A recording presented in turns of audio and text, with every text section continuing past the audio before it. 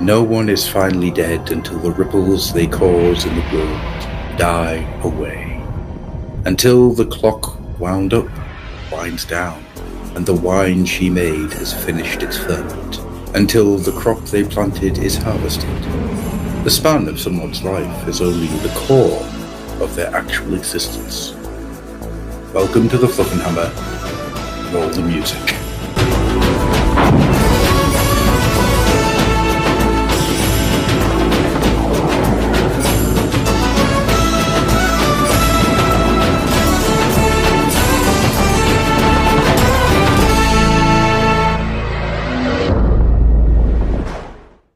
Yeah, appropriate. Very much so. Given what we're talking about this evening. Very much so. It's an odd thing, isn't it? There is a melancholy inherent now, isn't there? It's a strange feeling. I mean, I actually did read the last Discworld book last year. Mm-hmm. And that was an experience. That was very, very intense for me anyway. It's an odd one. I still haven't. It's almost like if I haven't read it, there's still more. Yeah. And it's not done, it's not finished, and that journey hasn't come to an end.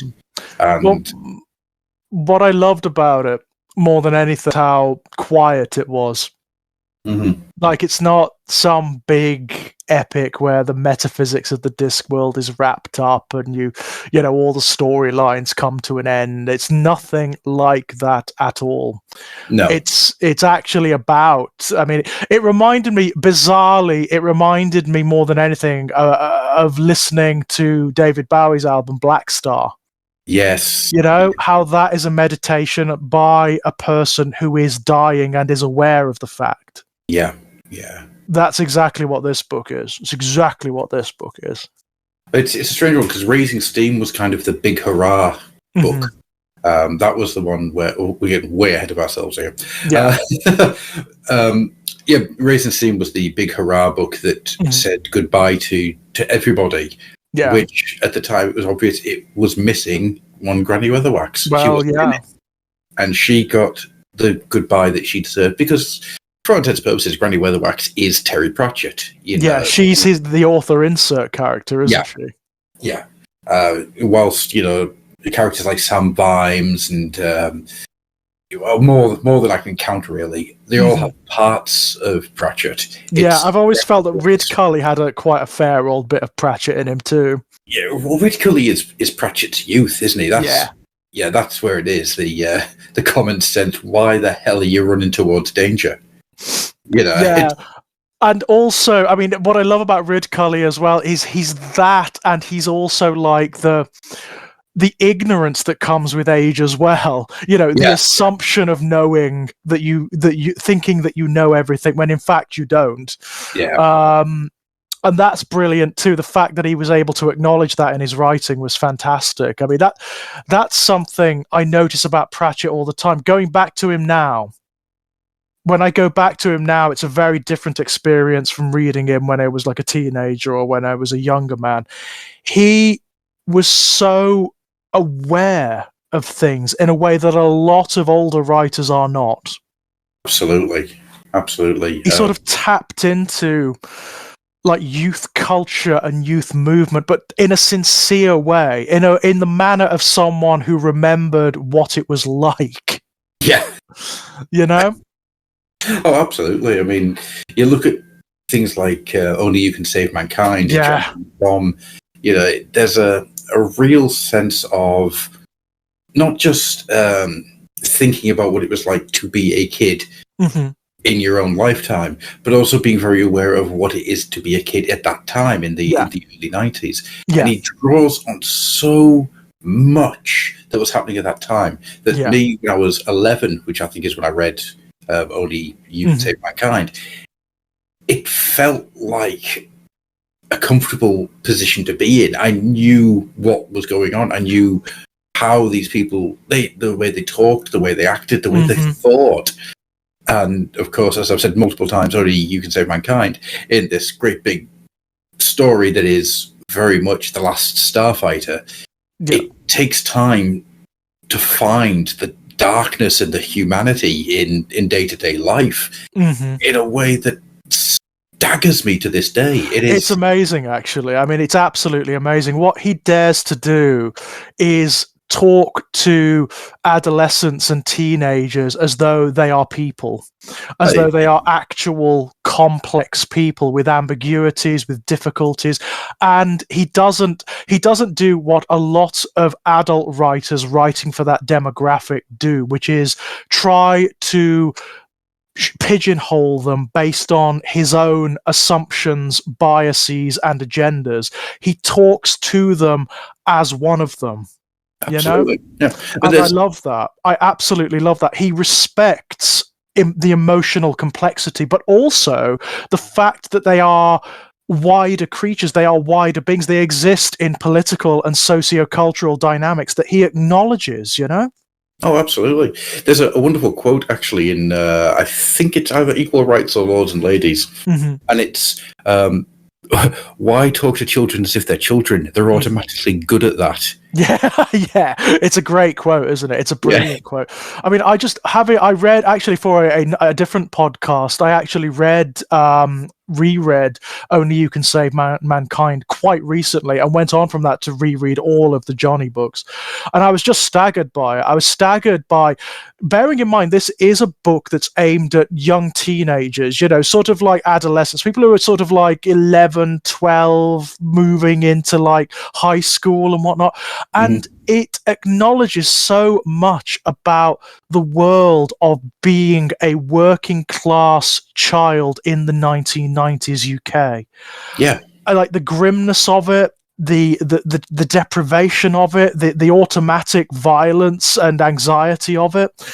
I was staggered by that. I almost couldn't believe it.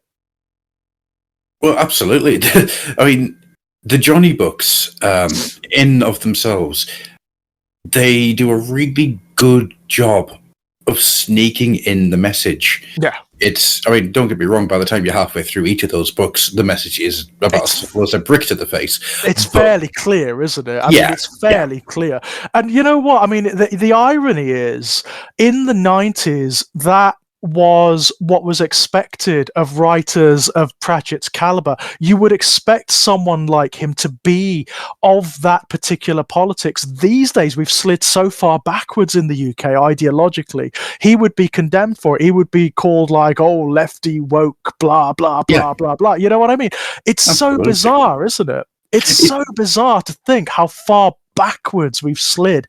I mean, were he still alive now, he would be the angriest man imaginable. Yeah.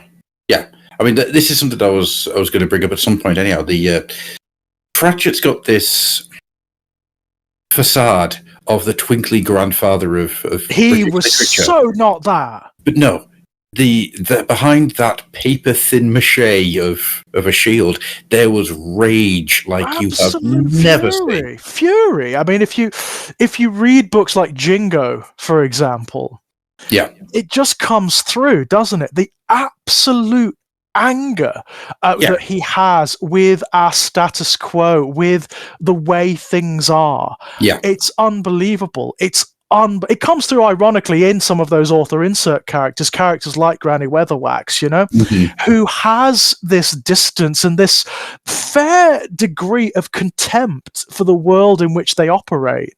Well, you just look at Granny Weatherwax talking to anybody of religion.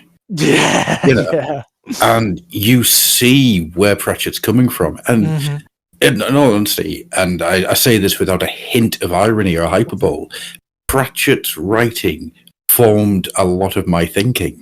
Well, I think that's true of a lot of us, to be honest. What tends to happen, certainly of people of our generation and people who are sort of our ilk when we were kids and teenagers, you know, the slightly outcast, geeky kind who were raised on C.S. Lewis and Alan Garner and J.R. Tolkien, you know, the classic fantasists.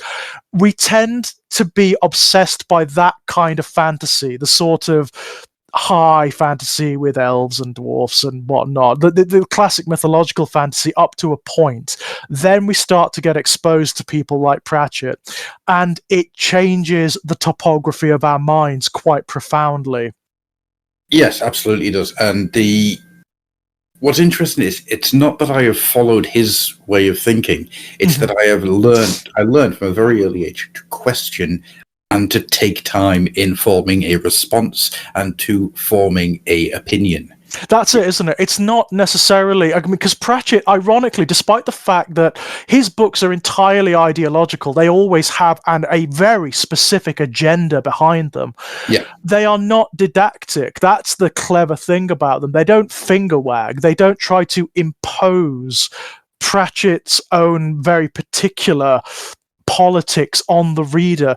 They provide arenas in which questioning occurs, and it's really clever. Given the fact that almost all of Pratchett's books are aimed at young adults and older children, it's a phenomenally clever and respectful thing to do for your audience, especially when you consider that he's coming from a tradition which doesn't do that.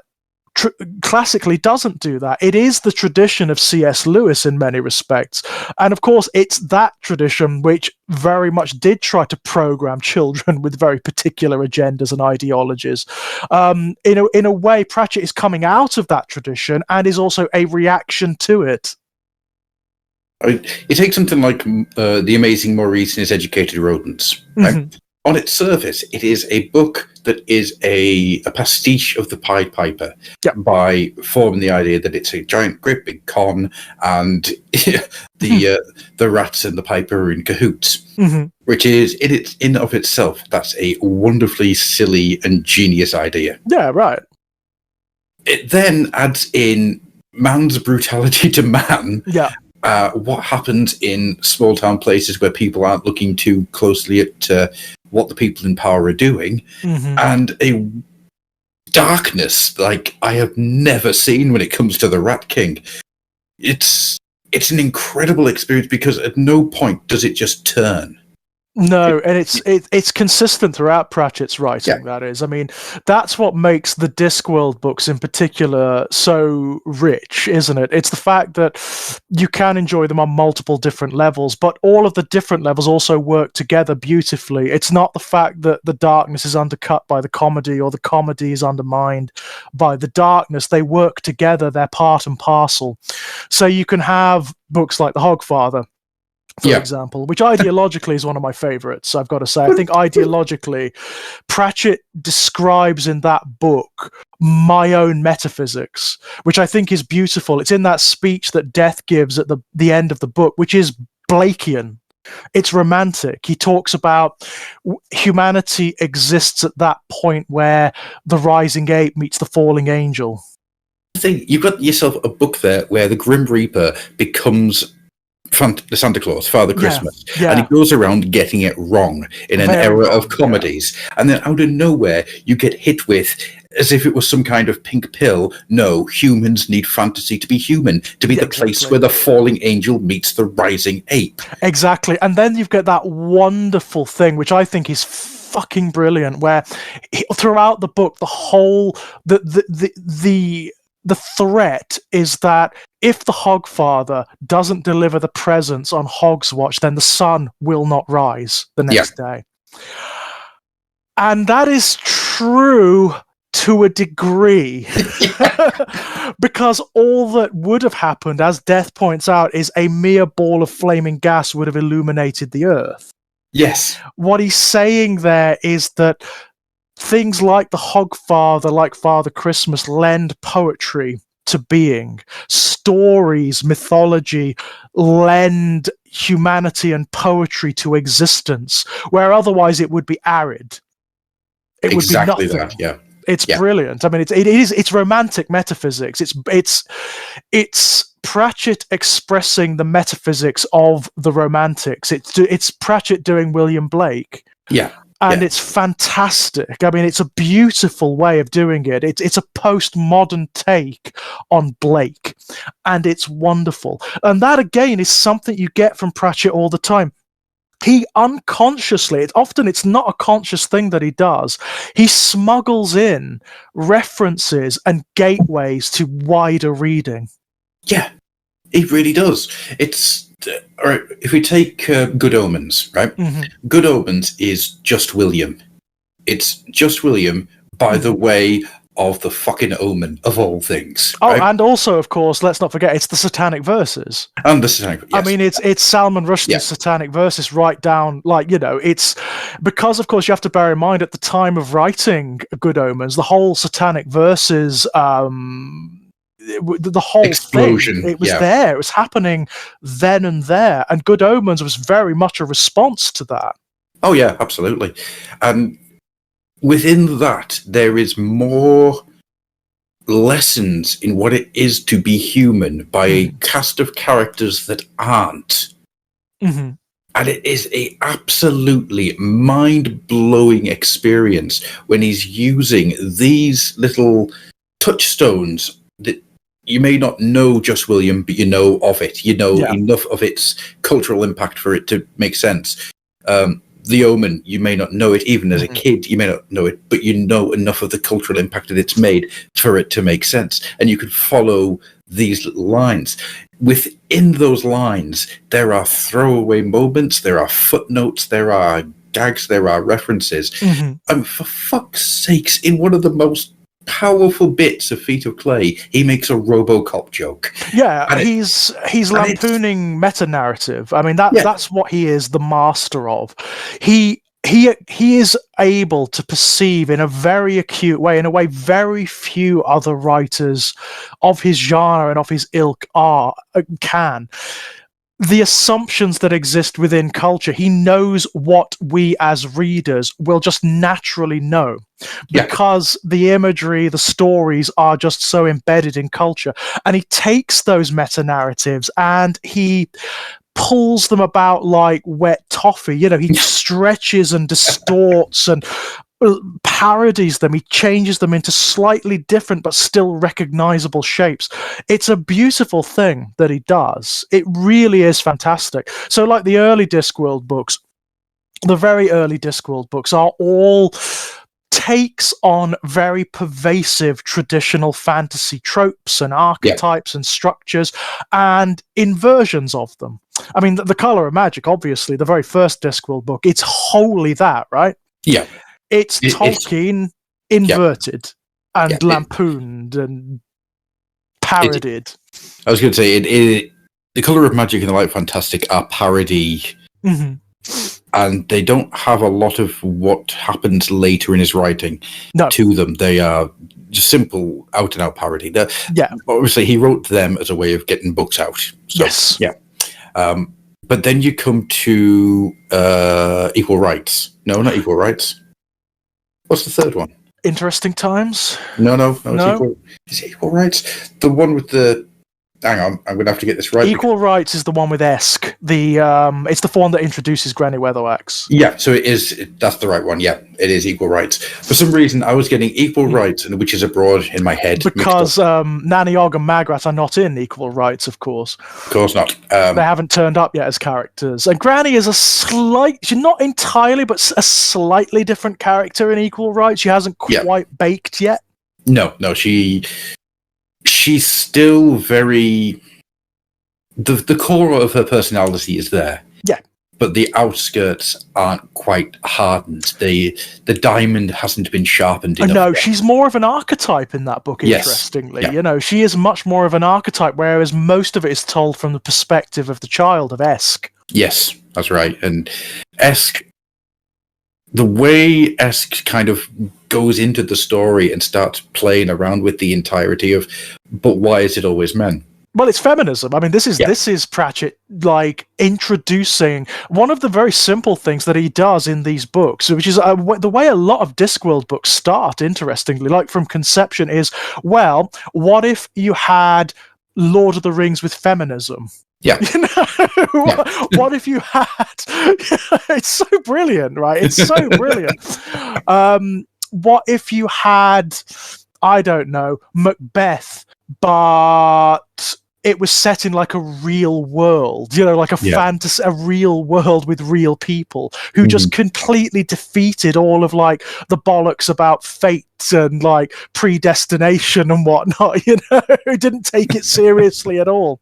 It's quite fun, right? What if you had a classic fantasy adventure, but the guy who was predestined to go on it didn't want anything to do with it?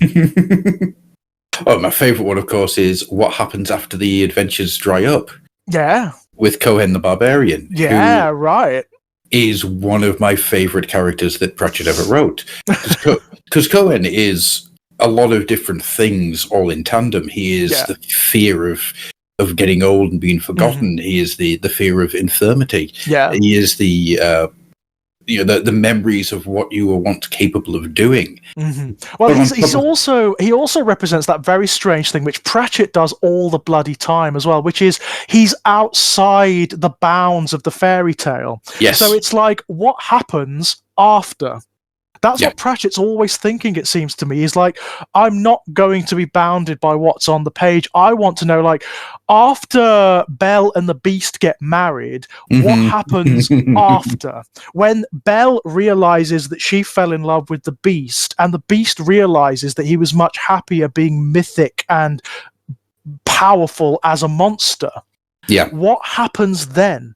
And that's the core of a lot of the Discworld books. It's where the stories come from. It's him wondering and introducing real life complexities into things, Yeah. Well, you've hit the nail right on the head there. It's the introduction of real life complexities. It is, people are not simple. People are a collection of neuroses and wishes and dreams. And what I love about it is, for Pratchett, that is a point of genuine contention. He has, although he clearly loves fantasy and he clearly is well versed in it and mythology and fairy tales, he is also very aware of the evils of those archetypes and traditions as well. So you get books like Witches Abroad, for example, where the villain is literally the fairy godmother. The villain is the character that is trying to make the fairy tale work and not understanding that people are not characters in a fucking fairy tale. Yeah. Well, there's the most important thing that Pratchett hammers home, and this is one of the most important lessons I took from his books. Yeah. People are not things. Yes. The moment you start treating people as things, you've lost the basic humanity that you were born with. I mean, I think, morally speaking, I think Witches Abroad is probably my favourite in that regard. I think it's probably my favourite because the way he pulls that double bluff, the way, like, you are following what in a fairy tale would be the Wicked Witch. Yes. Granny Weatherwax in any fairy tale would be the Wicked Witch character, whereas her sister would be the fairy godmother, the one granting the wishes, the one trying to make the fairy tale come true, which appeals to a kind of sentimental narcissism in our culture, right? And Pratchett knows this. He knows this. And it's brilliant. It's the fact, again, that this book is aimed at children and at young adults, and it's talking to them in this very complex way. It's anarchist in a way. It's telling them, all of those fairy tales and stories and moral fables that you're told as kids, they're bullshit. They're utter wankery, and they are poisoning your mind in certain ways. You need to be able to think outside that box. You need to think outside those boundaries. Otherwise, you are going to become a bad person. Yeah. Exactly that. It's wonderful, isn't it? It's kind of wonderful. Well, Lily is a terrifying concept. Lily Weatherwax. Yeah. Because she is doing evil because she thinks it's good. Yeah, she thinks she's the good guy, right? Yeah. Well, and that's it. She believes it in the very core of her being. She believes that the actions she has taken are the correct option. Yeah. And that it's a form of extremism which absolutely terrifies me to my core. It's a romantic, sentimental extremism, which is a core of much evil in our societies, I will say, on a wider cultural level. I mean, for me, what Lily expresses is narcissism, right? I mean, the real life expression of it you will find today in the postmodern world is when you go on someone's Twitter or Facebook, and you know when they're full of like prescribed sentimental phrases, or like pictures of puppies and shit like that, stories that are overly sentimental. I tell you now, dear listener, those people you should stay away from. They are bad people. They are going to be narcissists or worse. I guarantee it. Narcissists, abusers, like emotionally manipulative people love that shit. Yeah. They love it to bits. Live, laugh, love. Oh, yeah. Or as I like to call it, livecraft, laughcraft, lovecraft. Yeah, they do. And this is the thing that Pratchett is acknowledging. It's the fact that people are complex. And he's using fantasy as a way of blowing that apart, because traditionally in fantasy deals with archetypes. It doesn't deal with characters. I mean, you look at the Lord of the Rings, there's no characters in Lord of the Rings, barring some maybe Gollum. That's it, you know. Gollum's the only real character in it. All of the others are archetypes without complexity, without any shades of grey to speak of, to be honest. Because they follow on from the idea of the saga and the, I mean, and don't get me wrong, that's not a condemnation of Tolkien. That's what Tolkien was trying to do. Within the kind of fiction that he's trying to tell, that's what you do. That's what you deal in, right? It's high mythological. It's traditionally mythological. Of course it deals with archetypes because that's what mythological stories do. What Pratchett is doing is taking that same archetype and introducing real psychology into it, and real politics into it, and real philosophy into it, and exposing the problems with it when you try to apply it to a real world setting. Or to real people, in your interactions with real people. That's what I remember being so struck by the Discworld when I first read it. Because I was really young when I was introduced to Discworld, like really young. I had grown up with the classic fantasy stuff, with the, you know, I first learned to read before I went to school with the Chronicles of Narnia. You know, I read them all before I went to school, and then I moved on to Tolkien, and I devoured that, loved Tolkien to bits for a goodly portion of my childhood. That was the book for me, The Lord of the Rings. I read that 12 times when I was a kid. Skipping the songs. And the appendices. And then I remember it. I can actually remember where I was. I can remember it such sensory detail. I picked up, you know, when you do that as a kid and you obsess about the things that inspire you. I would go to the library and get whatever was on the shelves around Tolkien. Because I thought, well, I'm going to enjoy this. So it was, you know, I would get stuff like David Gemmell and Raymond E. Feist and... and when you sit there going, these are the same books again and again and again. Yeah, exactly. Anne McCaffrey, you know, The Dragons of Pern, all That's of that different, stuff. yeah. I was so, you know, I was introduced to all of that stuff via that. But the one that I picked up that changed a lot of that was this dog-eared library copy of Interesting Times, which was the first Discworld book I ever read. And I remember bringing it home, starting it, sitting in a chair. It was a school holiday. I think it was an autumnal holiday of some sort, so I had all day to read it. I sat in a chair in my living room, and I remember sitting there and laughing out loud, which I'd never done at a book before. I'd never laughed out loud at a book before. A book had never made me laugh out loud before. And I read it from cover to cover in one sitting. Just devoured it, because I'd never come across anything like it before. It was the first experience of that kind of fiction. And after that, I just wanted everything. I wanted all the Discworlds, which I then devoured just completely, you know, glutted on the damn things, which of course had the effect of changing my appetites and my outlook and the kind of fiction that I was attracted to. It happened very slowly, very gradually, and without any conscious movement. You know, I didn't realize it was happening, but it was. It was moving me away incrementally from the Tolkien-esque fiction that was my way in. Yep. and towards the more ambiguous, the more complex, the more adult fiction that would take over later.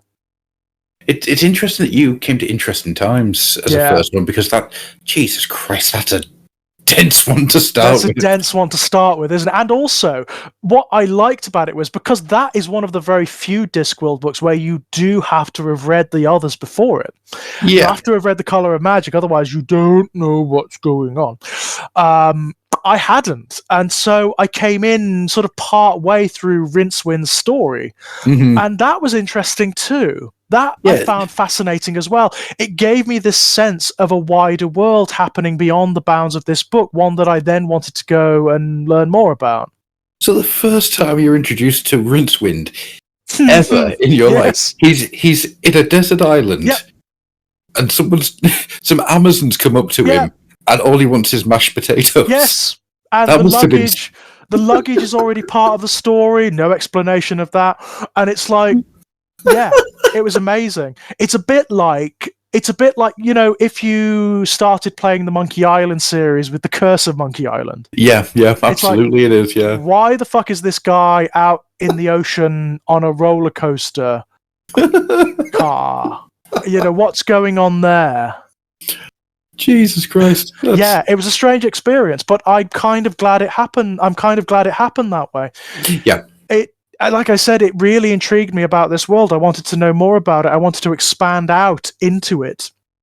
And that also happened with the other running stories in the Discworld canon. So, the fact you can separate most of the Discworld books into distinct categories. So you've got the Rincewind books, you've got the Witches books, you've got the Death books, you've got the Watch books, and then you've got the incidental ones like Small Gods and Moving Pictures that kind of stand on their own.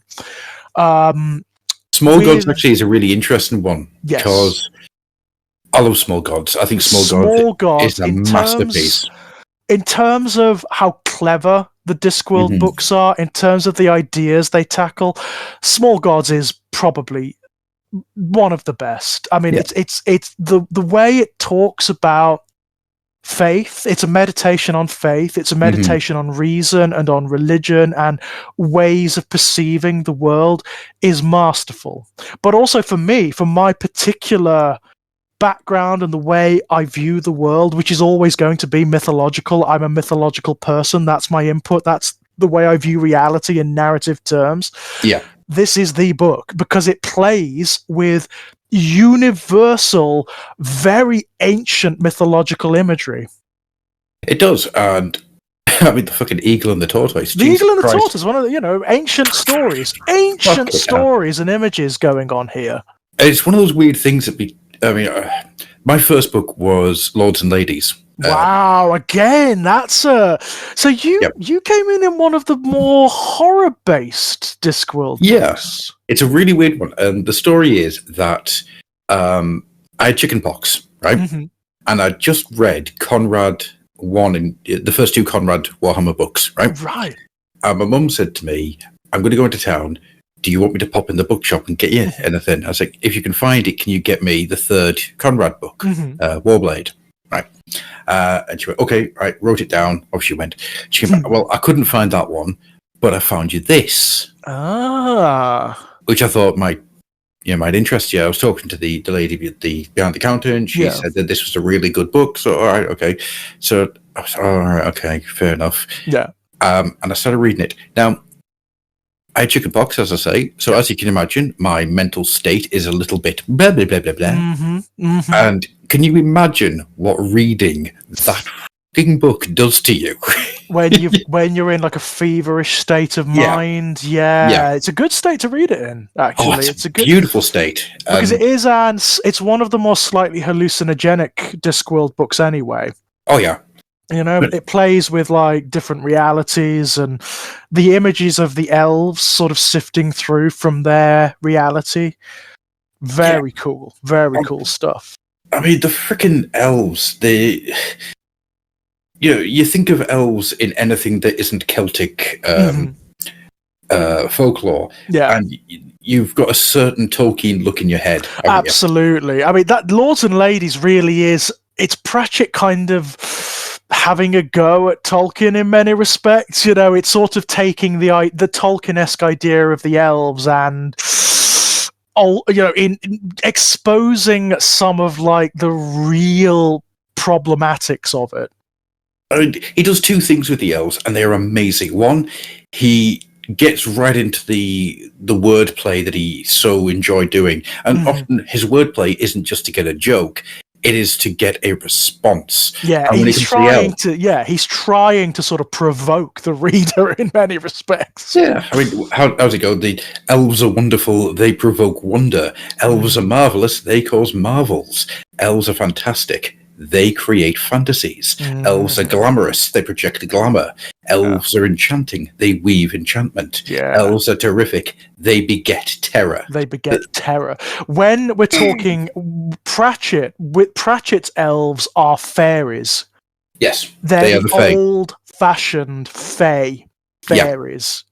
They're the Wild Hunt. They're the Aelconic. Yeah. They are the Fairy Queen. They're all the dark, otherworldly elements of fairy folklore made manifest, and it's kind of brilliant. I mean, they are genuinely horrific. They're terrifying. Ways. I mean, the entire sequence towards the end of the book with Lady. Yeah, scary stuff, right? Come and play, lady. Scary stuff. What I love about the way Granny Weatherwax describes them, which is they are basically cruel children who would break the world to see what pretty noise it would make. That's the one. Oh my God. Love it. The power of the word, it's just so good. It's fabulous, isn't it? And also, I mean, he's also making comment there upon the way elves are generally presented in fantasy fiction anyway, which is, they're blindingly beautiful and otherworldly and blah, blah, blah, blah, blah. What Pratchett is saying is, in real life, that kind of distinction and separation breeds narcissism and abuse. That's what he's saying. And it's a really brilliant way of introducing that concept into young minds, Oh, yeah, absolutely. I mean, one of the interesting things in both this, in Lords and Ladies and in Small Gods, is as I've kind of continued with life long after reading these books, and obviously from the age I was, these books have stayed in there, and the more the world's horizons have expanded, the more I found Pratchett in the world around me.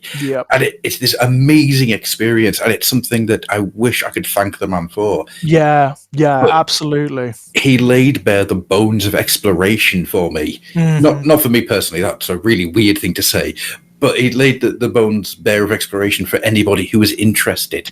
And the trails that you can follow through mythology, through literature, through politics, through ideology, philosophy, Well, philosophy is a big one when it comes to Pratchett. I mean, to go back to Small Gods, and I'm going to try my best to not just keep going back to Small Gods. It's difficult not to, though, isn't it? Because it is just a stunner of a book, right?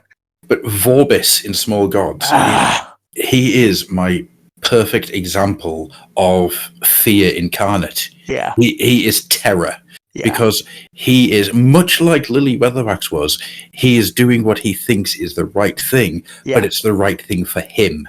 Vorbis is the kind of character who you wish could have come up against Granny Weatherwax, because she would have exposed his hypocrisy, wouldn't she? She would have absolutely torn him down, But Vorbis is a very particular kind of human evil.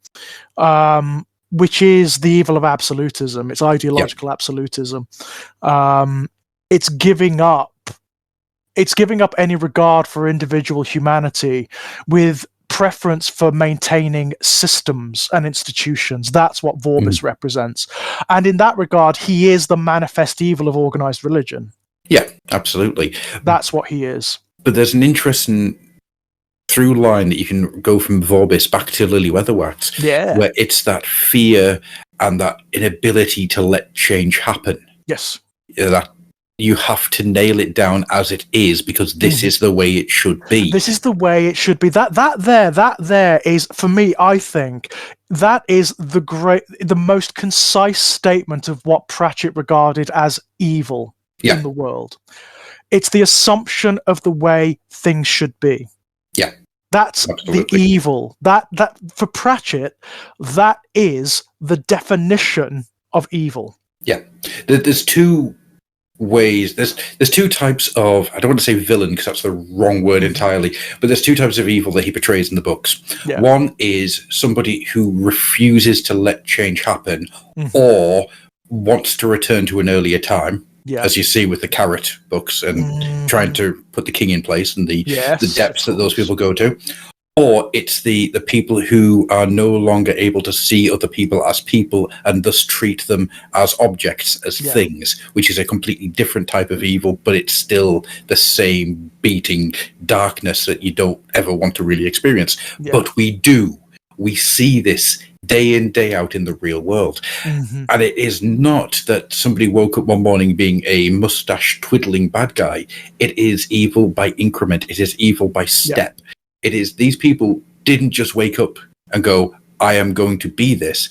No. There is a long road that happened before the book that there's always the hints of that shows that they came to this through 100,000 decisions. It's really interesting, isn't it? Because Pratchett he doesn't believe in elemental evil. He doesn't believe in big, capital E mythological evil. You will not find Sauron or an equivalent of Sauron in the Discworld, because that's not how the Discworld operates. And it's ironic, given the metaphysics of the Discworld, because the Discworld, being like this magically pliable place, is a place where there are literal manifestations of like elemental evil. There are demons. Oh yeah. They just want to get on with the day, though, and But they're not what you would assume them to be, in the same way that angels aren't. Angels also exist in the Discworld in various different ways, shapes, and forms, as do gods and whatnot. But they are expressions of what people believe them to be. It ultimately all comes down to people and what they imagine and what they believe and what they think. He's a great believer in our abstract states and in nurturing those abstract states in the right way. I will disagree with you on one point, that he does have big E evil in those books, and that's the form of the auditors.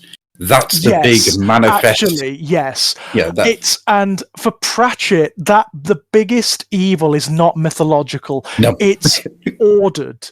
It's systemic. That's ultimately it, isn't it? That's the best word to describe what Pratchett is trying to express through the auditors, which is evil is systemic.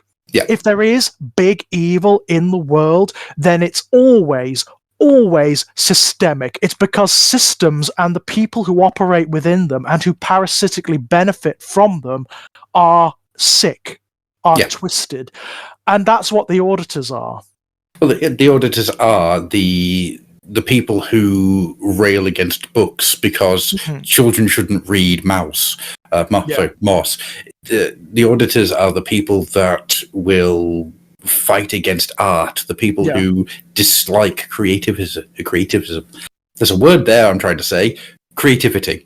And that there is only the 9 to 5. There is only the dredge of existence. There is not the heartbeat. There is not the butterfly. There is not the love and the song.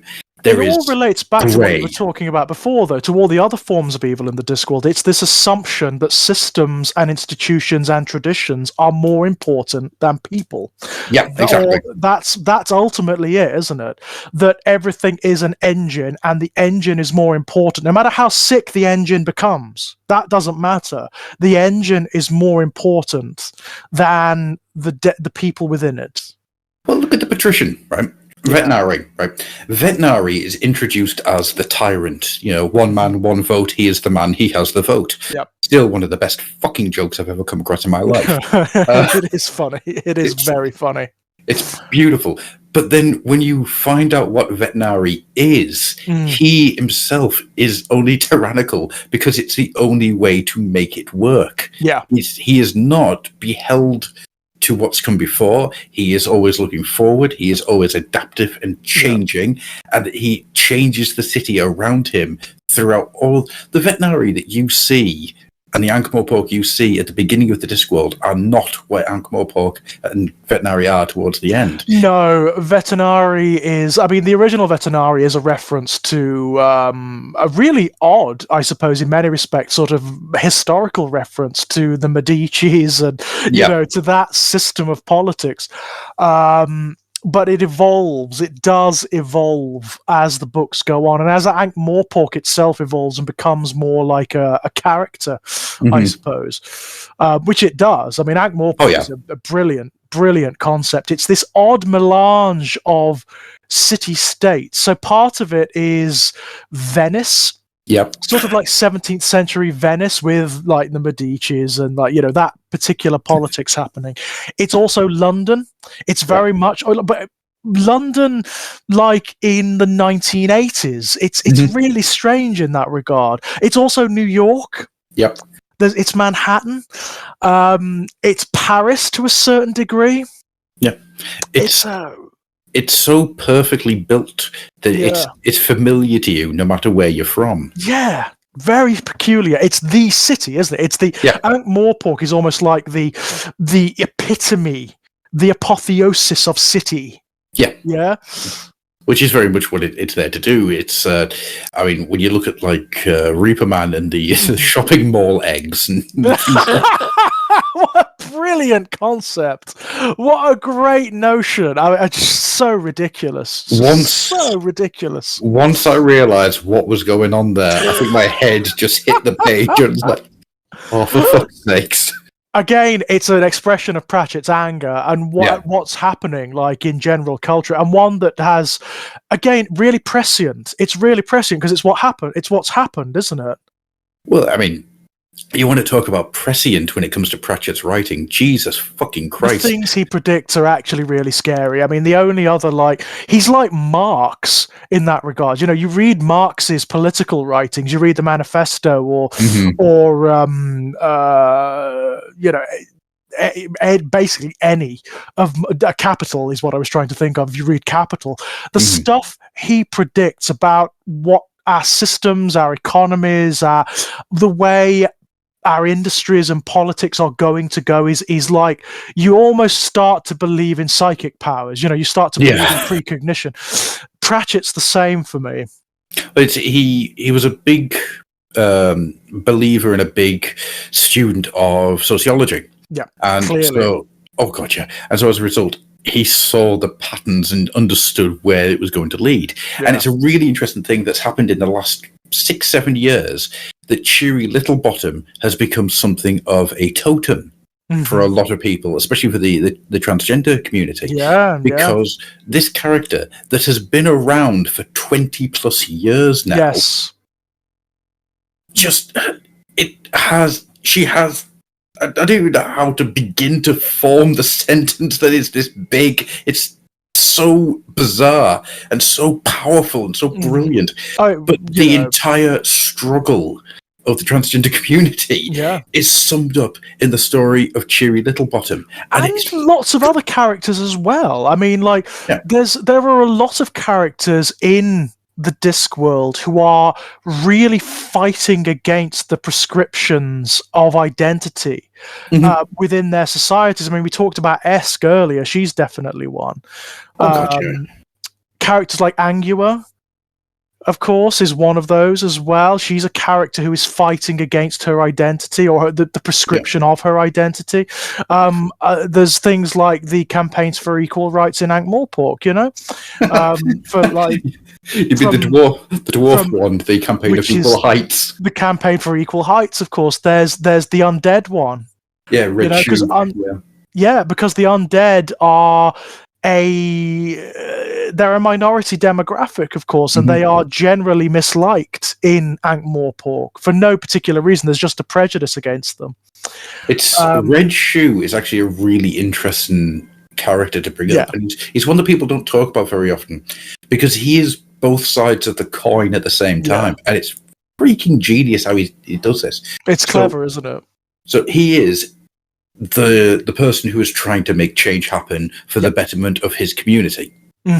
But at the same time, he's also the 80s era of protester that's protesting for the sake of protesting. Mm-hmm.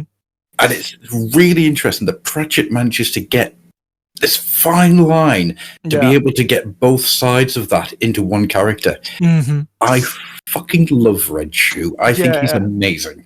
He is. I mean, Pratchett is able to do that. He is one of those rare people who's able to imagine and convey the complexities of the situation, but also to make it very clear which side he himself comes down on and why. Yeah. You know? Yeah.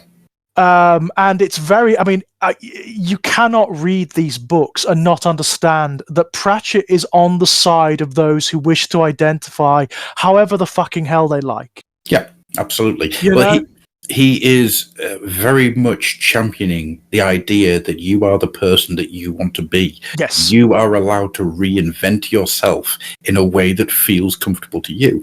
So many... I mean, fucking Magrat. Yeah, ideologically, that is a through line in almost every book and for almost every protagonist in those books. Yeah. It's characters who are that sometimes they're fighting against the prescriptions of fate, sometimes they're fighting against the impositions of a fairy tale, like a story that's literally trying to warp them into being a particular way. In soul music, it's the mythology of rock and roll, of course, the living mythology of rock and roll, that's trying to steer Buddy into a particular towards a particular fate that will sustain it. That's what it's all about. It's protest fiction. That's what Pratchett wrote. Ultimately, it's protest fiction. It's fiction of. And I'm not fucking doing that. I'm not being that. I can be what I like. Yeah, absolutely. I mean, soul music's a really good one, actually. That's one of my favorite all-time books, and it's the best of the Cosgrove Hall animations. Definitely. If you haven't seen that, really good. It's really good. I mean, what makes the Cosgrove and Hall animation is actually genius in many respects, because it does things that Pratchett just couldn't do because of the medium of it being a book. It introduces these musical jokes about music, like rock and roll history. Which are brilliant. It takes you on this like animated tour of the history of rock and roll. It wasn't until I saw the animated Cosgrove and Hall version that I got the "we're bigger than cheeses" joke. Ha! Yeah, and also just the stuff like I would never have pegged, for example, that Cliff has like a jazz man's voice, right? No, well, that fits so well. Yeah, that fits so well, doesn't it?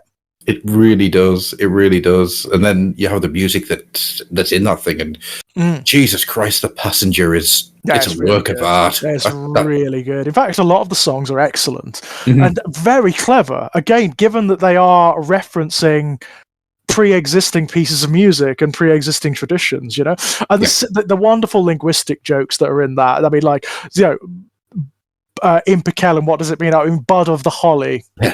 Yeah, of course, buddy. Yeah, obviously. Cliff. I can't see someone lasting long in this line with a name like Cliff Richard, who's been like alive for, you know, in rock and roll since like the Dark Ages. Really funny. I mean, really funny stuff. And also like the way this happens a lot in the Discworld as well, where reality just bleeds through. Like our reality bleeds through into the Discworld. So you've got like the dynamic of the wizards who are acting like moody teenagers. Born to ruin. Live fats die yoga nu. That is a brilliant joke. It's utterly brilliant. And the visual jokes as well, like Death crashing through a rose bush on his motorcycle and catching one in his teeth. I mean, it's like, the full-blown Meatloaf bat out of hell imagery that they use for Death. That's so good. It's brilliant. It's utterly brilliant.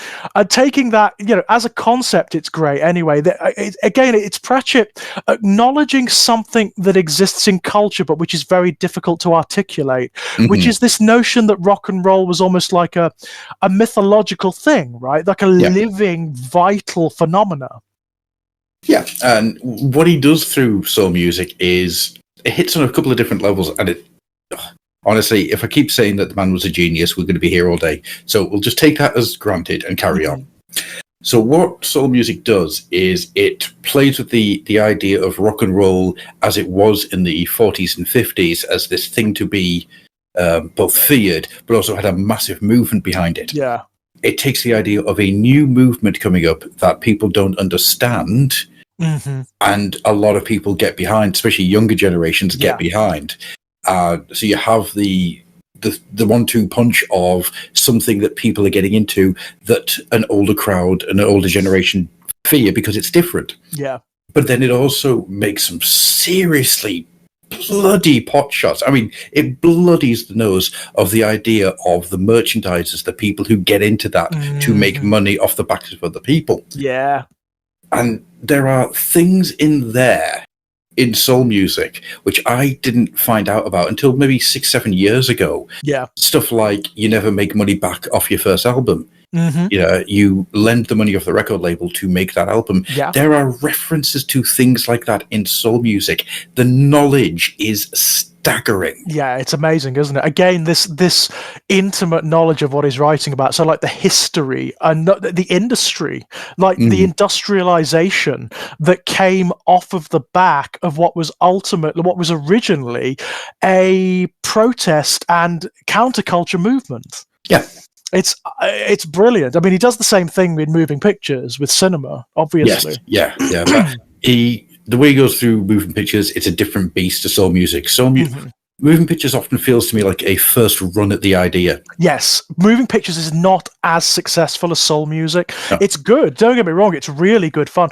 And I love... Is moving pictures the one where he introduces the notion of the dungeon dimensions? Yes, yeah. I think it is, isn't it? Because it's certainly the one where it becomes what it will become later. You know, it's basically Lovecraft, isn't it? It's introducing Lovecraft to the Discworld, which is, again, it's showing the man's breadth of experience and influence. Yeah, absolutely. I mean, the dungeon dimensions were mentioned in earlier books. You had things like Belham Shammaroth, the horror with 1,000 eyes.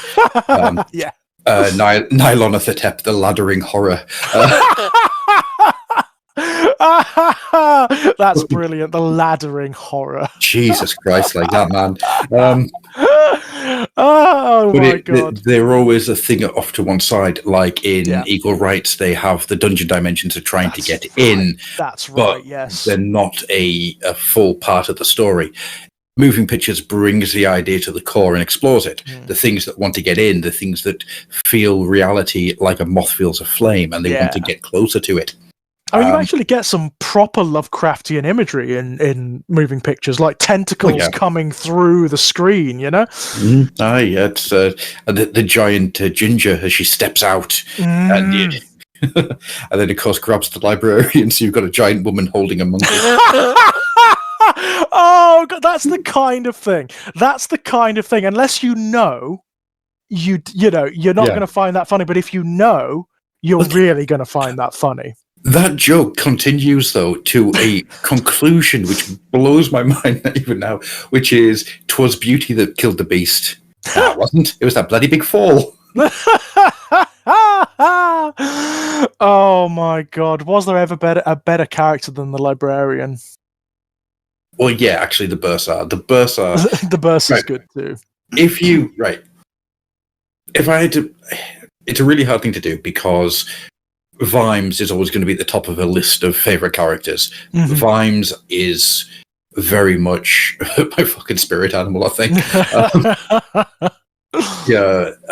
Vimes is such a powerful totem to follow. You know, you've got Granny Weatherwax, obviously, who an ex-girlfriend of mine always says that Granny Weatherwax is the reason that she got into psychology. Or headology, obviously. Headology, yeah. But no, I think Nanny Og is my spirit animal.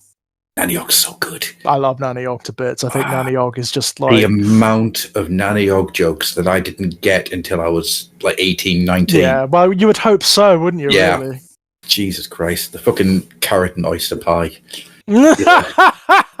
Oysters so you can see in the dark, carrots so you've got something to look at.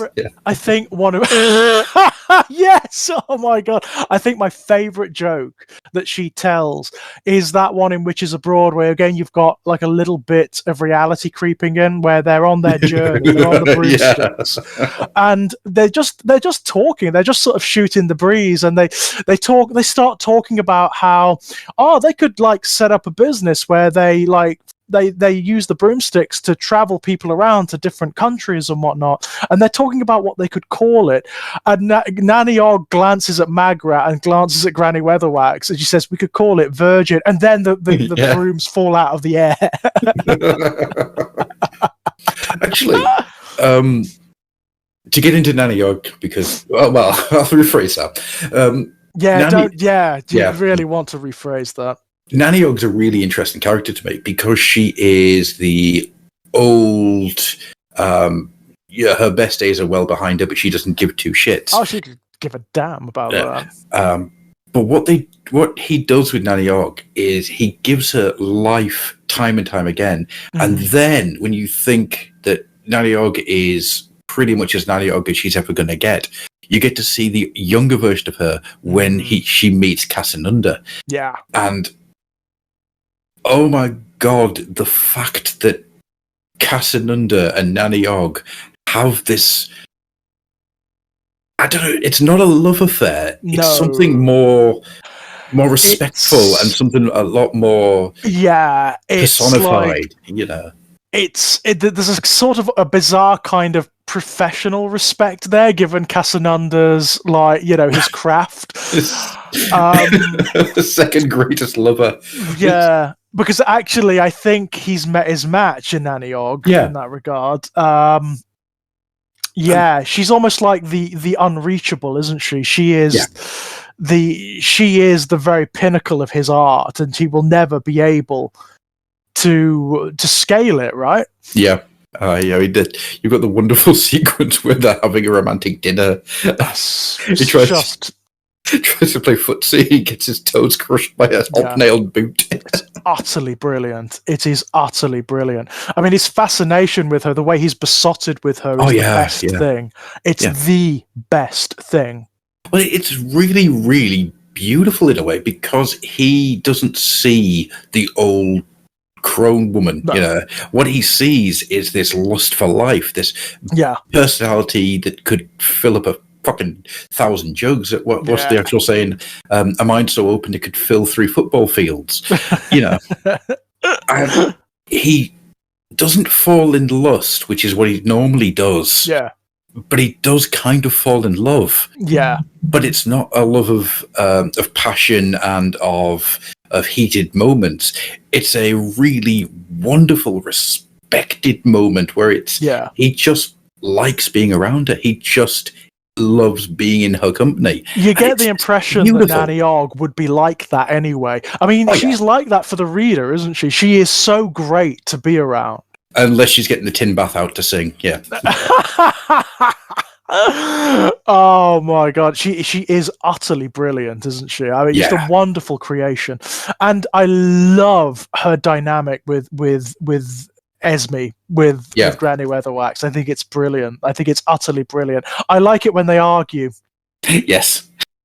I do like it when they disagree. Let me tell you, my good woman, don't you dare talk to me in that tone of voice. I'm not anybody's good woman.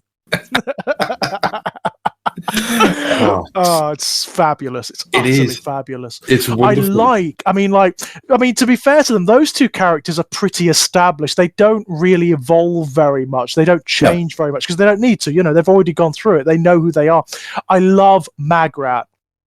I love the way she changes. The journey of Magrat is, I mean, it goes back to what we were saying before about pushing against the boundaries the world has set against you. Yes. But also the fiction, right?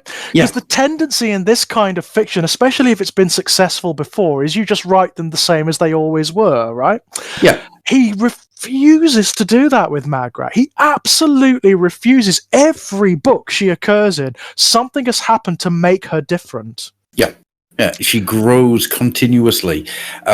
When she goes from being the maiden to the mother, Yeah, she becomes this force of nature. She takes on the Nanny Og role. She becomes the Nanny Og role, but she's not. She's different, isn't she? As well, absolutely, absolutely. She's like the very best of Granny and Nanny. Yeah, like put together, which is what they always try to do with her, and that's it's because they take such pride in what she's become, even though Granny is missing her in a lot of ways by the time she becomes a mother. Of course. Yeah, and she misses that camaraderie. That's not how you pronounce that word. Camaraderie. That's the one I was trying to aim for. As always, I speak faster than my brain can do. But she misses it, and that's why you get a lot of what happens in the later books. Yes, of course, when they're trying to put the coven back together again. Yeah, but then you get Agnes. Yeah, who's also brilliant, right? Yeah, Agnes Nitt, who Masquerade may be my all-time favourite Pratchett book, right? Uh-huh. Because, well, a load of different reasons. One, it's the witches in Ankh-Morpork, and that is just such a wonderful experience. Always fun, right? That is always bloody fun. Because what I love about it is they don't adapt to it; they shape it around them. Yep. Ankh-Morpork adapts to them. Yep. Aye. But then you get the wonderful Nanny Og going to see the book publisher and just the different ways he's trying to escape. But then you get the Phantom of the Opera pastiche, which is really good. And also some real fucking deep cuts for opera. Jesus Christ. Right. I remember coming across the opera of the Merchant of Venice many years afterwards and just going, oh, for fuck's sake, Salt Cellar, Jesus fucking Christ. Yeah. Salt Cellar. Fuck you. Yeah. Even now, 5 years after his death, the man is still tripping me up on stuff. It's ridiculous. But anyhow, what he manages to achieve with that is a pastiche from Phantom of the Opera, a wonderful joke set around oh Christ, what's his name? From Some Mothers Do Have Him. The actor. Yes, Crawford. Michael Crawford. Yeah, Michael Crawford, who turned from that super scrawny guy in Some Mothers Do Have Him to the very handsome Phantom of the Opera. When he did Phantom of the Opera, he completely changed shape. Became very, very dapper and very, very well put out. And on top of all that, there is this heartbreaking turnaround. And you get the moment of, you're always wearing the mask. It's an invisible mask, but you can wear it against the world.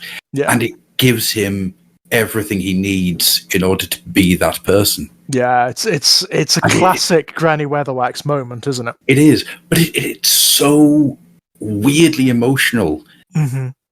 Because it is somebody finding their place in the world. And finding their identity, right? Yeah, that seems to be... It's something she does a lot, actually. She does it with Verence, of course, in Witches Abroad. Weird Sisters. Weird Sisters, yeah. She I mean, what I love about that one is she makes a mistake. I really like that. I really like the fact that her plan kind of goes awry at the end, you know? Yeah. It doesn't quite turn out how she wants it to. And the reason it doesn't turn out how she wants it to is because she catches herself doing a little bit of Lily. Yes. Yeah? Yeah. She catches herself in that. And I love the fact that she sows the seeds of the undoing of her own plan early on. You know, when she does the Sleeping Beauty thing where she gives the child a gift. Yeah. And her gift is fantastic. It is the best of the three gifts. It's absolutely wonderful. Let him be whoever he thinks he is. Yeah, which gives him... makes him the greatest actor who's ever lived. Yeah. But, I mean, what a gift. Yeah. What a gift to have no doubt of who you are. To be certain in your identity. It's interesting, actually, the gifts that the three witches give him in Weird Sisters. I like the one Nanny wants to give him. Wouldn't that be rather uncomfortable? Oh, he'll thank us for it when he grows up.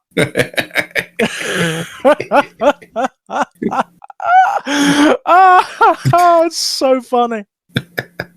Oh, for fuck's sake! The bit in Lords and Ladies where she's explaining Ogham, and it's so what does it say? Well, basically it says I've got a great big tonker. Fucking hell! In the midst of all this freaking mythology, you make a knob joke. Of course. Which is not. I mean, it's a joke, but it's also redolent of truth. It is, because it's based on the man. What's he called? Is it the Wiltshire man? Yeah, that's right. And also, I mean, this is what you find. This is actually what you find. It's what archaeologists are endlessly discovering. Like, you know, they're endlessly sort of like, you know, translating ancient hieroglyphics and whatnot. I'm finding that they're fart jokes and knob jokes and whatnot. I mean, it's just like, you know, it's so funny. Oh, absolutely.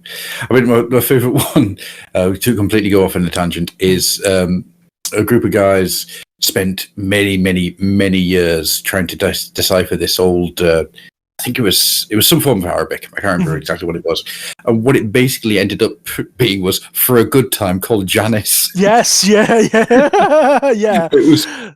It worked out. It was just somebody had put his wife's name up on the wall. Yeah, the oldest joke ever recorded was in this ancient Egyptian papyrus, and it took ages and ages to translate, and it's one of the oldest known or recorded jokes in the world, and it's a fart joke. Farts have always been funny. You know? Absolutely. To human beings, they've always been funny. And I love that. There's something very fundamentally human about that. And it's something that Pratchett so gets in his fiction. It's something he just so gets. Where was I at before we got onto this? So I was going to say something, and I totally... We were talking about Verence and the gifts that the three gifts, the witches give him. Yeah.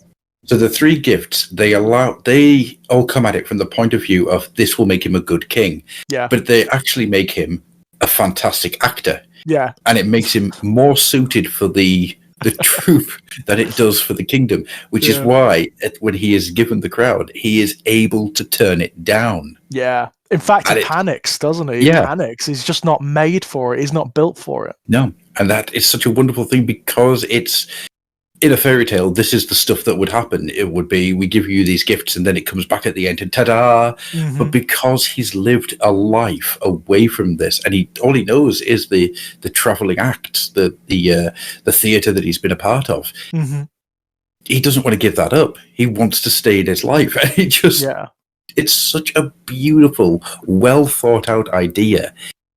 And then, of course, you have the drug designia. Of course. When did you work that one out? Oh man, that Weird Sisters is one of my favorites of the books. I mean that's because of the Shakespearean stuff. Yeah. You know, obviously it's Macbeth, but it's a lot of other things as well. There are Hamlet jokes in there. There are King Lear jokes in there. Is this a dagger I see before me? No, it's a handkerchief. You can tell because there's less sharp edges. When shall we three meet again? Oh, next Thursday be all right. Yeah, I can do next Tuesday. Yeah, it's utterly brilliant. Yeah, I mean, these books, I mean, I haven't read them for a long time. I haven't been through them for a long. There used to be a time when I used to read the entire canon. Oh yeah, every year. It's a difficult thing to do because there's so bloody many. Yeah, well, there's 40 odd books now, isn't there? There's a lot to get through there. At the end, yeah. What I would probably do is pick out my favorites at this point. Yeah. But it's been a while. I should go and do it. I should go and do it again. Oh, absolutely. I think the best way I've ever heard it described is sinking into a Pratchett book is like giving your brain a warm bath. Yeah. You know, it brings just so much comfort, but also recharges a lot of the neurons. Yeah, it's a wonderful, wonderful experience. Because you've got to engage, haven't you? I mean, it does ignite all of those old associations, you know, from when you were discovering this stuff for the first time and you'd never read fiction like this before. You'd certainly never encountered fantasy like this before. No. But it also remains challenging and ambiguous and won't let you get away with the easy answers, not ever. No, I mean, look at Carpe Jugulum. I love that one. I love that one. Yeah, I haven't been vampirized. You've been weather waxed. Yeah, what a brilliant thing. That is so brilliant. You did something to the blood. I love the notion that the reason vampires are affected by all this stupid traditional stuff is because they believe in it. Yes. Yeah. The counting magpie is such a wonderful idea. Just like, look, see, I myself have walked around in the sun with nothing more than a little bit of sunburn. The pragmatic vampire. Yeah. That is such a... It would take about 20 years for anybody else to come back to that idea. Yeah. And it's a really weird thing. And this happens quite often, actually. There's ideas in the Discworld books, and we are going to stay in the Discworld books, I think, for the most of this, because it was very easy to get out into the other stuff. And to be honest with you, I try not to talk about the Long Earth because that hurts a lot.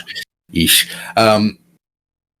But there's ideas and concepts that he comes up with, which have only recently started to resurface in other ideas, in other forms of literature and media and fiction. And it's a really weird thing. It's like, well, why is it taking everybody else so long to catch up? Yeah. It's fascinating, isn't it? It's... People often say these days, like, well, what with Netflix doing Good Omens and doing The Sandman and whatnot, which is, there is a lot of overlap between Gaiman and Pratchett, obviously. They were friends, but they also overlap in other ways as well. Like, their fiction often does very similar things and has a very similar kind of motif about it. Why isn't the Discworld being optioned? And, well, the reason often is that Discworld just doesn't work. No, outside of the page. It often just does not work. Hogsfather worked to a point, and I think that's the best that they've had in the live action. I don't know if you've seen The Watch, but fucking Jesus, there was no point in it being a Discworld series, The Watch. It's like they took everything out of it that was essentially Discworld, so it's like, well, why not just make it a generic fantasy series then or something? What really annoyed me about The Watch is that they actually made it less inclusive. Yes, somehow they managed to make it less inclusive than this book from 20 years ago, And it really annoyed me. I didn't finish it because... I can even tell you why I didn't finish it. I got annoyed at Cheery. I got really annoyed at Cheery Littlebottom because Cheery Littlebottom, as I said before, she has been a totem for the transgender community in a lot of different ways. But the way that her story unfolds, that she can be anybody who has suffered in trying to find out who they are as a person, right? They cut everything of that out by removing the dwarf, the fact that she's a dwarf. And that really annoyed me. But fuck me sideways if the fact that they made Lady Sybil Ramkin young... Oh, no. Lady Sybil Ramkin is a battleship. She is somebody who is in the later part of her life. She's the person that Pratchett always writes about. The person who has moved past the adventurous stage of life and has moved into the comfort of middle age, or the ill-fitting comfort of middle age in some cases. And it angered me a lot that they made her into a young action hero. Because absolutely. It takes away so much of what the character represents. Totally. And like you said, it makes it less inclusive, right? It does, because you don't have that feeling of... Going back to the Watch books now, as somebody in their 40s, is a very different experience to reading it when I was in my teens or in my 20s, because I now resonate a lot with what Lady Sybil and Sam Vimes are as people, not as much as characters, but as people. And the lives that they've led that have led them to this point. And it's a sad thing when that emotional weight gets removed from the characters and you no longer see that. The Sam Vimes in The Watch is a fucking idiot. He doesn't have that. Sam Vimes starts off as a Clint Eastwood pastiche, as all these characters do. They start off as a pastiche, and then the bits get filled in usually through the first book, but then more throughout books later. As they evolve, and as he gets a greater grasp of what he wants to do with them. Yeah, and sometimes is the embodiment of Pratchett's rage against injustice, because Vimes he's the law, but not the law. Yeah, it's not the law as in the way that good men can be punished when bad men can go free. Yeah. He is the law in the sense of justice. He's ethics, isn't it? Yeah. That's what Vimes is. He's ethics, And that's why you find him in such a state at the beginning of the Watch books, of course, because he can't operate in this condition. He cannot fulfill his role in the way that he feels he should. But he cannot fulfill his role in the world because he has such a strong moral centre that has been eroded from all sides by living. Of course, and he needs someone like Carrot to come along and remind him of what he's supposed to be, of the ideals that he once had. Oh, God, I love Carrot. Me too. Me too. I really like Carrot. The subtlety in Carrot. It's a really interesting one, actually. I've said that so many times in this recording. Well, it is a thing in Pratchett's work. You've got to acknowledge it. It is a thing. Yeah, Carrot is probably the most subtle character that Pratchett writes, because at no point does Carrot come forth and say, yes, I know that I'm meant to be king, but I'm not going to do it. He always finds ways of being 2 steps removed from that sentence. Yeah. And it shows you the sheer intelligence that Carrot has. I mean, crying out loud, last year I was rereading Feet of Clay. And was it Feet of Clay? I think it was Feet of Clay. I can't remember. I was rereading the Watch books anyhow. And I came across the bit at the beginning where Carrot stops a burglar. A series of burglars from robbing Strong in the Arm's bakery. Yep. And it's Strong in the Arm does the quintessential sentence of, oh, this is disgusting, there shouldn't be this much crime, I pay my taxes. And Carrot zones in on that sentence. And it's, as always, it's 2 steps removed from saying, you don't pay your taxes and I'm going to catch you for that. Yeah. And he very friendly, very helpfully says, oh, we haven't had any tax returns from you. I'll come and help you do them later, shall I? There is often a sense with Carrot that he's smarter than he wants other people to believe that he is. Oh, yeah. He has purposely put out a facade of himself as being big, helpful, and a little bit simple. But the reality is there is an intelligence like a piston behind that brain. Yeah, definitely. And it allows him to very, very subtly move things around so people are either safe or the right people are in the right place. Right place. Yeah. Yes, it's very clever. I love his relationship with Angua. I think it's brilliant. Oh, yeah. You think they'd have puppies? I just think it's awesome. I like the fact that through that, Carrot gets over one of his own prejudices. Yes. Which is great, right? Yeah. He understands and learns. And that's Pratchett, of course, having a go at like D&D morality systems as well. Oh, yeah. Werewolf, classically evil. Carrot, barbarian, classically sort of hero, chaotic good, wouldn't get along. It's an interesting thing, actually. Pratchett knew a lot of this stuff off by heart. He was a big gamer. He was a massive gamer. He clearly. I can't remember the exact story, but there's a thing for one of the Elder Scrolls games where he had mentioned on a message board somewhere that it would be helpful to have somebody who was there to remind him of stuff. And somebody in the production side of things created the character, and it wasn't till many years later that people realized that the person in this message board was Pratchett. Oh, brilliant. How superb. The fact that he was there on message boards, and he wasn't really hiding himself, but he was just talking to everybody as normal. That's awesome. Yeah. That's wonderful stuff. But no, it was clear that he is a gamer from his other work, from the work where he does deal with video games. Because he's one of the very few writers of his generation who are operating in these genres and with his intended audience who actually did understand video games and video game culture. Absolutely, absolutely. And not only in something like Only You Can Save Mankind, he took hits, he made shots, I should say, at video game logic in various books. You know, the amount of jokes made about the questing adventurers and stuff like that. I mean, freaking guards, right? When all the barbarians and stuff come to the city in order to kill the dragon because it's the quest. Yes, what happens, right? Yeah. And the reality is that Ankh-Morpork is a city that doesn't have much money. So, all right, well, it's got a dog. It's got a dog called Wuffles.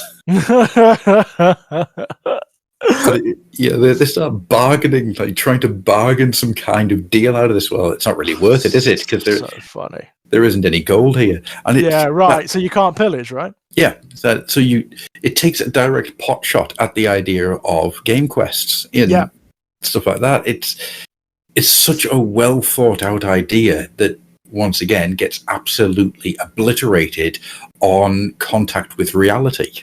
Yeah, it's very, very clever stuff. It's what he does, right? He is unable to keep himself from asking the obvious questions. I mean, have you ever watched the interviews with him where he talks about where Discworld came from? Oh God, the initial conception, where he talks about how, you know, when he was young, he read Lord of the Rings, obviously, and one of his initial thoughts from it was, well, what about the orcs that are left in Mordor? There must be like orc families in orc holes. There must be like, you know, baby orcs and orc mothers out there whose narrative is completely the inverse of the one we're presented with. Yeah, absolutely. And you see that with the goblins when they make an appearance.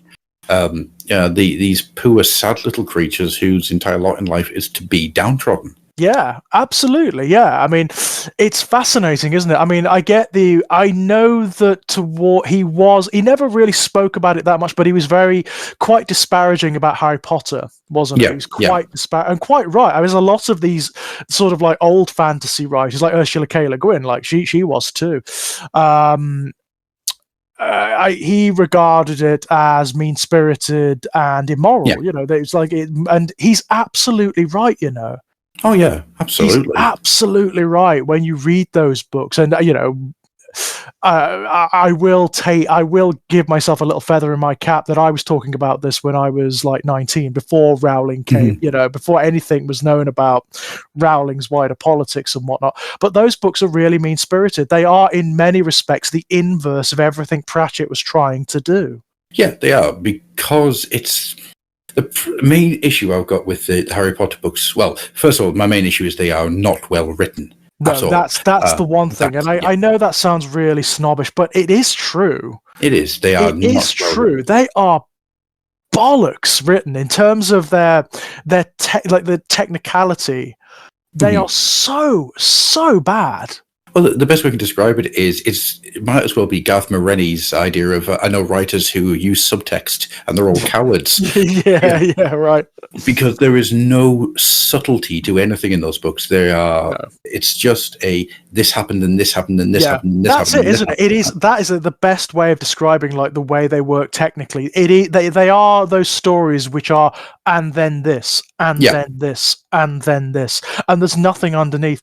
I mean, what bothers me about the Potter books is their politics more than anything. It's the fact that you have this world which is, first of all, it's a world of privilege. So people are just born witches and wizards, which I fucking hate. I hate that anyway.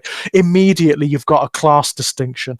In occult and mythological terms, I hate that too. For me, magic should be a craft, right? It should be something that you can learn. It's something that you can actually work with and learn.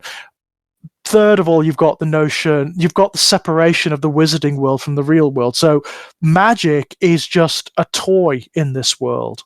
Yes. It's not used for anything. One child from Hogwarts, one particularly gifted child, can solve almost all the economic and like housing and the environmental and hunger problems in the wider world. One particularly gifted child. They don't do that. They just sit in their own hermetically sealed world. But that hermetically sealed world is a world of horrors.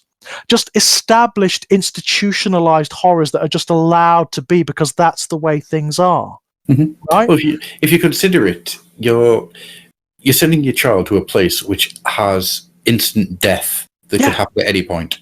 Yeah. And everyone's okay with this. Yeah, everyone's fine with it. You've got institutionalized slavery. You've literally got like a species that is born to be a slave. Yeah. And the way the books portray that is it literally uses the argument that actual slavers used. Oh, they enjoy being slaves. Yeah. It's what they want to be. And the character that tries to create a civil rights movement against that is ridiculed in the books, not just by the characters, but by the author. Yeah, no, absolutely.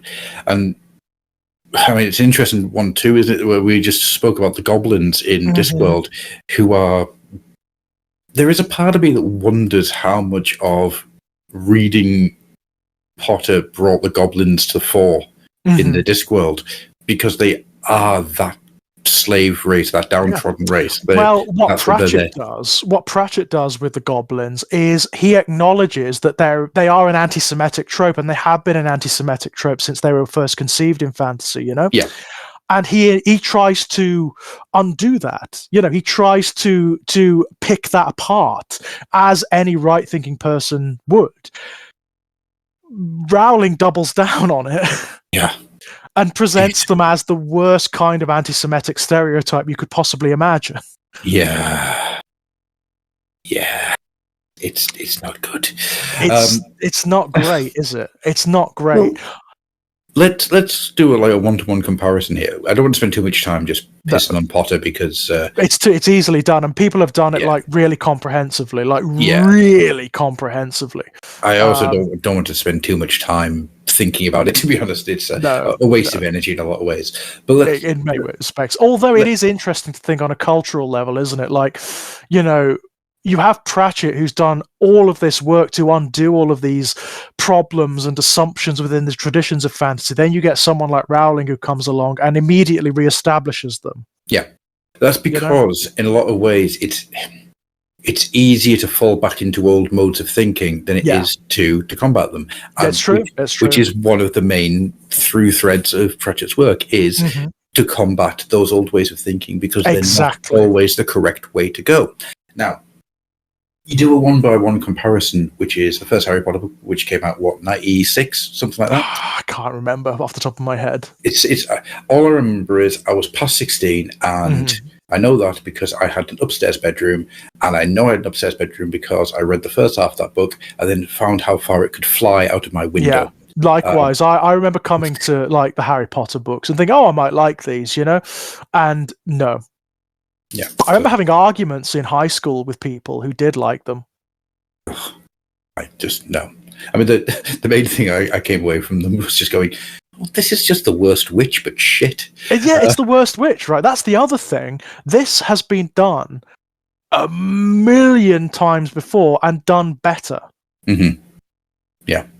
But one-by-one comparison. Yeah. Potter and Esque, because that's the closest you can get. Yeah. Right? There's probably some other characters that you could do there as well, but I'm thinking that they're the closest to the one-to-one. The journey that Esque takes has more personal stakes and has more personal growth in that one book than Potter has in the entire 7-book series, right? Absolutely. Yeah, it's absolutely true. And it's way more revolutionary as well. Yeah. It's way more revolutionary for the world. Like at the end of Harry Potter, everything that's bad about the wizarding world is just reestablished. You go back. It's the ultimate liberal hack book in that regard. You know, everything that's status quo is good because it's status quo. And that's it. And so, therefore, it's reestablished at the end. I mean, for fuck's sake, Potter becomes a cop at the end. The ultimate guardian of the status quo. Esque is a revolutionary, you know, who basically undoes centuries of assumption and tradition within the wizarding world of the Discworld. And it's interesting because Pratchett doesn't then open the next book with women are now allowed at the university, because the university is a group of old snoring men who desperately do as much. And don't get me wrong here, I love the wizards. Me too. I think they're great. Oh yeah, but they represent that old snoring beast that hates change. Yeah. Now, the only difference is that throughout the books, the wizards become more adaptive to change and more absorbent to change because they've allowed one change to happen, and it snowballs, and thus they get like lightning rods for all these weird and wacky moments, like the fucking Veruca fairy. Yeah, the beast that eats socks. Oh yeah, I mean, I love the Veruca fairy. Him and Bilious, so funny. It's so bloody funny. I love him it. and Bilious, the oh god, the oh god of hangovers. Oh god, Bilious, you poor creature. Can you even imagine? Your entire existence is there to have the hangover that the other gods don't have. God, I like it when Bilious meets people who drink. Yeah. And gets angry. I love that. That makes me smile to the nth degree. I think that is so damn funny. Right. What time? I think we're actually coming up to. Yeah, no worries. I mean, if you would like, we can continue this one at a later date.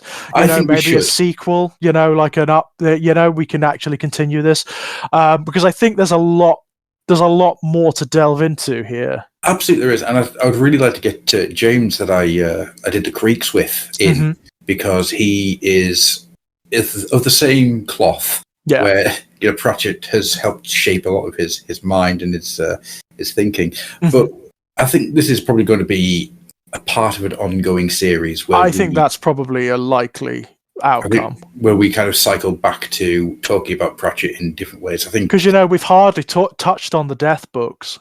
I know, it's weird, isn't it? I mean, the Death's books, the sheer amount of pathos they're the sweetest ones. Oh, absolutely, yeah. They are the most touching of the Discworld books. I find anyway.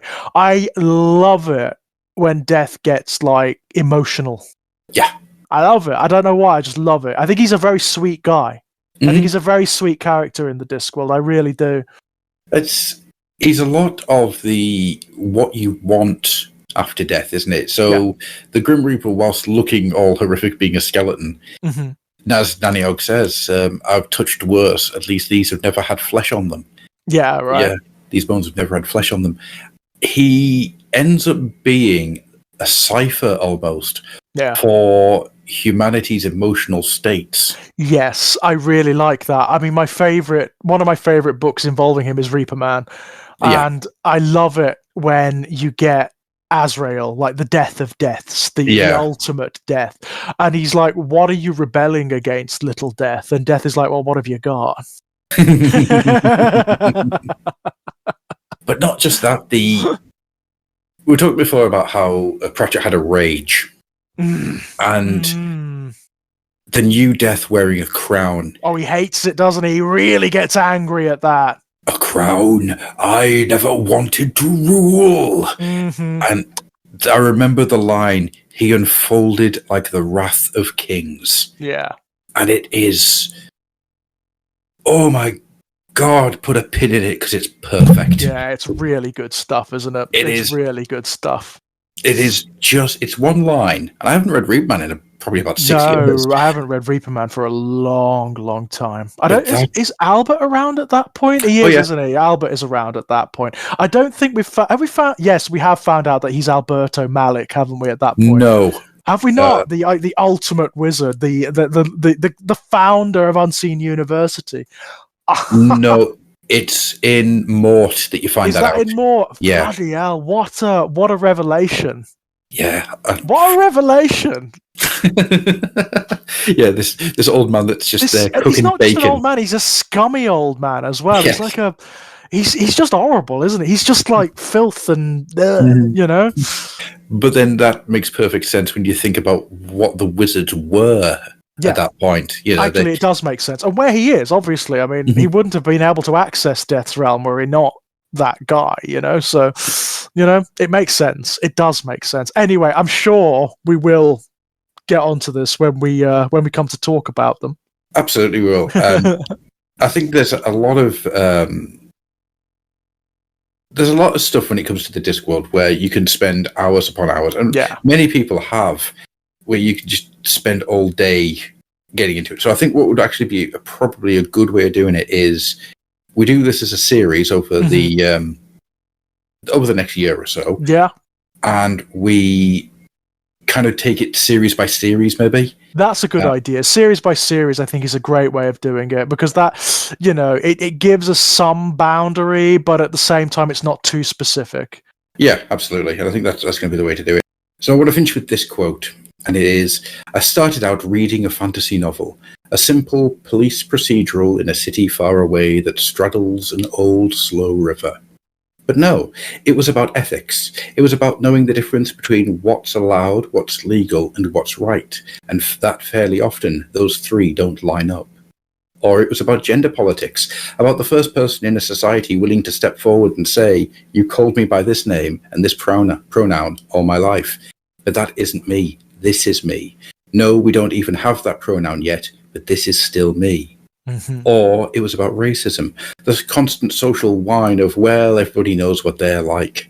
The blame game that's based on the whispered mutterings that can never have a source, and always boil down to, I'm terrified because they are different.